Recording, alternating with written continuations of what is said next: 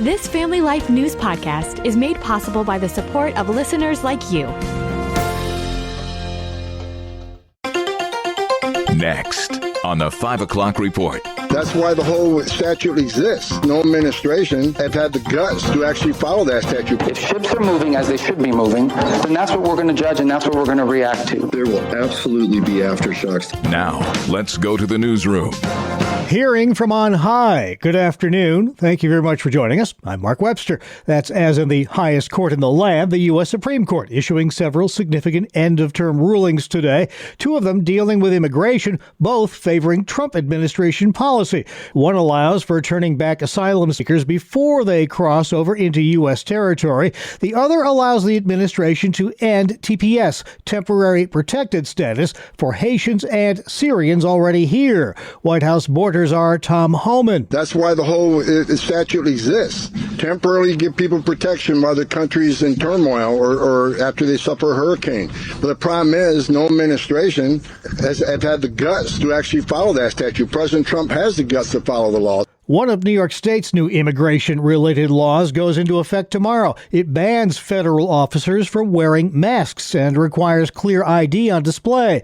Governor Kathy Hochul signed that bill into law. Because hiding your face is nothing more than a fear tactic, an intimidation tactic. And that's not how we keep people safe in this state. The Trump administration is suing New York over that law because it says it's illegal and threatens the safety of federal officers, some of whom have been doxxed by anti-ICE protesters posing a threat to them and their families. Department of Homeland Security Secretary Markwayne Mullin wrapping up testimony before a House committee today. Plenty of fireworks today between Mullin and Democrats. You didn't say a word about it. For 4 years, you never said a word. Mr. Secretary. Could you put him in his place for Don't yell at You me. should I'm be the put in good your place. Mullin and Congresswoman Rosa DeLauro of Connecticut, who accused the Trump administration of separating immigrant kids from their families, while Mullin accused the Democrat of ignoring 450,000 kids lost at the border during the Biden administration. In another Supreme Court ruling today, justices ruled that licensed gun owners can carry concealed weapons into stores and other private places unless the owner objects. That rejects laws passed in New York, California, New Jersey, Maryland, and Hawaii. A new Iranian drone attack. This one happened today to a Singapore-flagged cargo ship, the Ever Lovely, that was using a UN-approved route while exiting the Strait of Hormuz. But it's a route not approved by Iran, which still hopes to charge tolls and control access to that strategic waterway. Secretary of State Marco Rubio had warned against such an attack beforehand. If ships are moving as they should be moving, then that's what we're going to judge and that's what we're going to react to. If, on the other hand, this rhetoric is backed up by actual ships being threatened and ships are not moving, that's a violation of the agreement and we're going to have a problem with it. The ship's bridge was damaged in today's Iranian drone strike, though no casualties were reported. Rubio is in the region right now meeting with representatives of nearby nations about the terms of that proposed U.S.-Iran deal.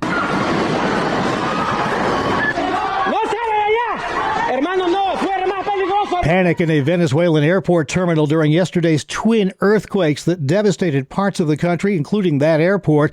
NBC's George Solis reports many in the U.S. are already stepping up to try to help. Humanitarian organizations like Global Empowerment Mission are already packing boxes of supplies and goods to try and get to the people of Venezuela, people that are going to need it the most. This is going to be a long-term recovery process, no doubt. U.S. Geological Survey geophysicist William Barnhart says it's unusual to have back-to-back powerful earthquakes like that. It's not a common occurrence, but it is something that does happen sometimes. There will absolutely be aftershocks that follow this earthquake, and some of them could be quite large and damaging. The number of deaths in the Venezuelan twin quakes now stands at 188 injuries, around 1,000. Well, from one natural disaster to another, temperature records being smashed. 106 degrees in Paris, France yesterday, breaking a high set just the day before. England's no better. One UK hospital declared a critical incident after cooling systems failed. Hundreds lining Paris canals and pools to escape the heat. France suffering some major power outages, and Spanish authorities say they are suffering fatalities from that major European heat wave.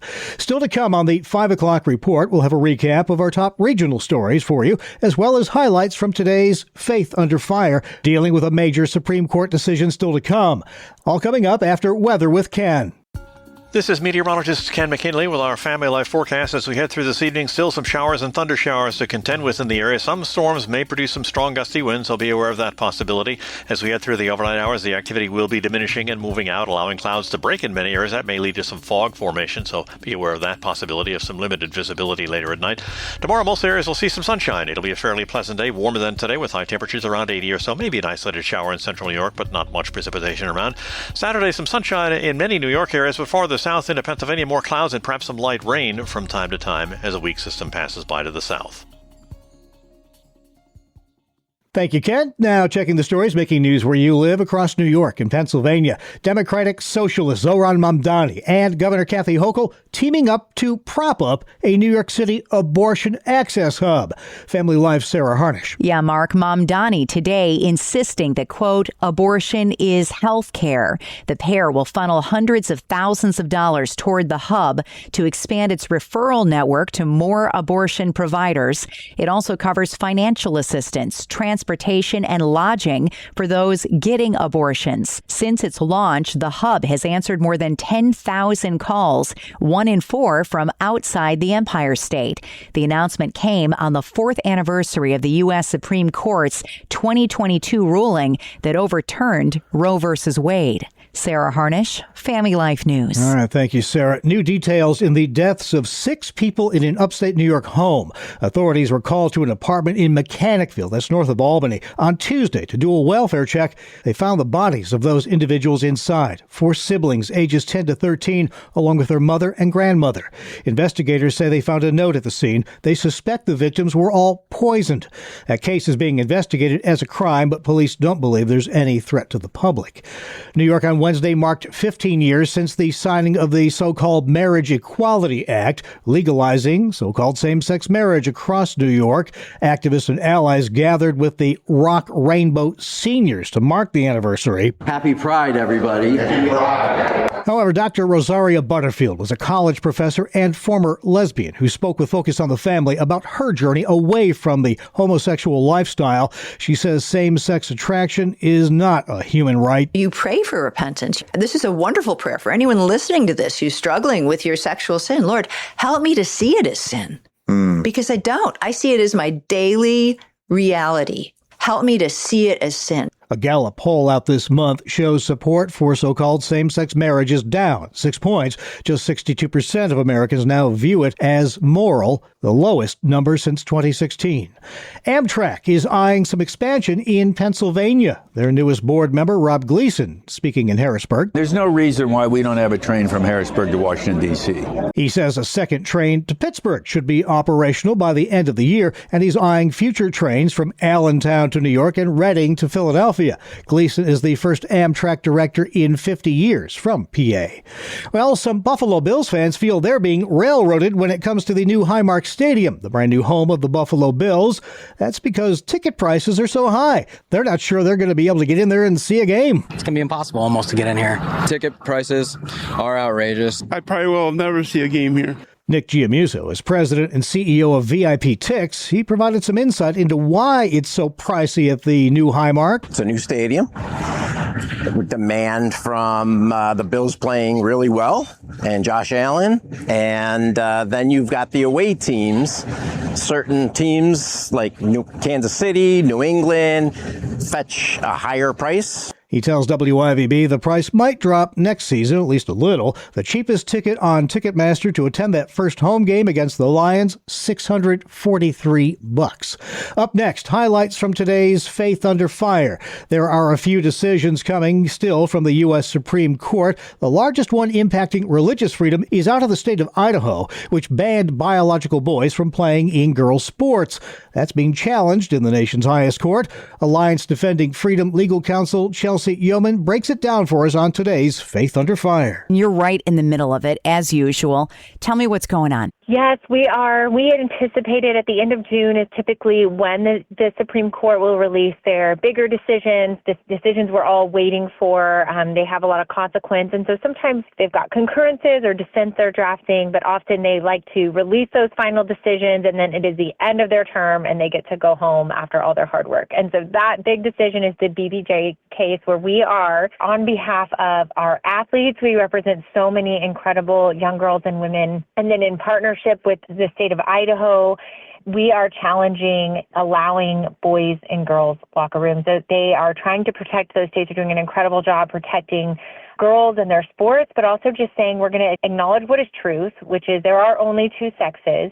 We want women and girls to be able to compete and win and have trophies and have locker room spaces that are private. It's good common sense. And we also want them to be able to go to tournaments and overnight trips without having to worry about sharing beds or showers or their most personal spaces with a member of the opposite sex that makes them deeply uncomfortable. We are hopeful that the Supreme Court will rule on a couple of issues. First and foremost, that Title IX defines the definitions of sex have never changed. Our biology is real.